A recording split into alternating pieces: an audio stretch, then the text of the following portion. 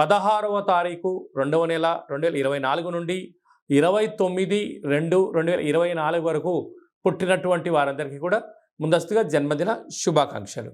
గతంలో వివాహం చేసుకున్న వారికి వివాహ వార్షికోత్సవ శుభాకాంక్షలు. ద్వాదశ రాశుల్లో గ్రహ గమనాన్ని ఒకసారి వీక్షింపచేద్దాం. వృశ్చిక రాశి వారు రథసప్తమి సందర్భంగా సూర్య భగవానుడి యొక్క ఆశీస్సులు ఎలా పొందాలో ఈ వీడియోలో సవివరంగా సంపూర్ణంగా తెలుసుకుందాం. వృశ్చిక రాశిలో ఏ ఏ నక్షత్రాలు వస్తాయనగా విశాఖ నక్షత్రంలోని చివరి పదం 4వ పదము, అనురాధ నక్షత్రంలోని 4 పాదాలు, జ్యేష్ఠ నక్షత్రంలో 4 పాదాలను కలిపితే వృశ్చిక రాశి. వృశ్చిక రాశి యొక్క అధిపతి కుజ భగవానుడు.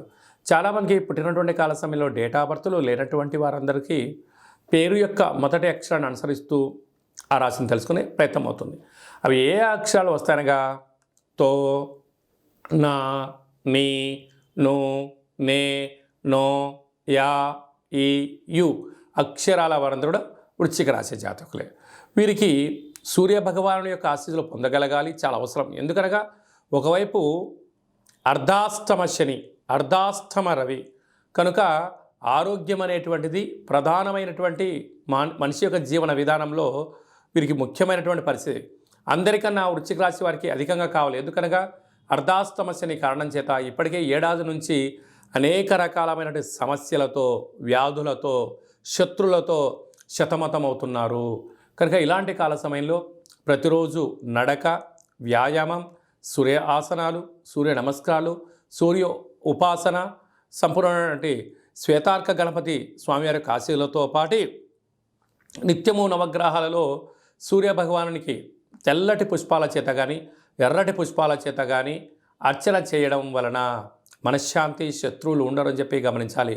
వీలైనంత వరకు ఒక మాసం వరకు మౌనం, ధ్యానం, ఆవేశానికి దూరంగా ఉండడం, ఆహ్లాదకరంగా ఉండడము, భగవంతుడి యొక్క సేవా రంగంలో మీరు కాలం గడపగలిగితే మీకన్నా అదృష్టవంతులు ఎవరు లేరు అని చెప్పి గమనించగలగాలి.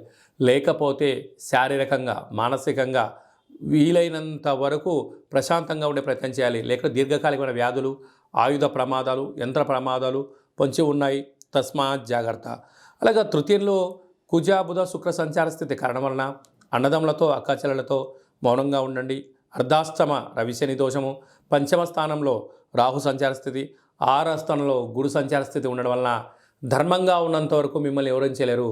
అధర్మానికి నాంది పలికారా నిత్యము రుణభయం, రోగభయం, శత్రుభయం, అగ్నిభయం పొంచి ఉంది.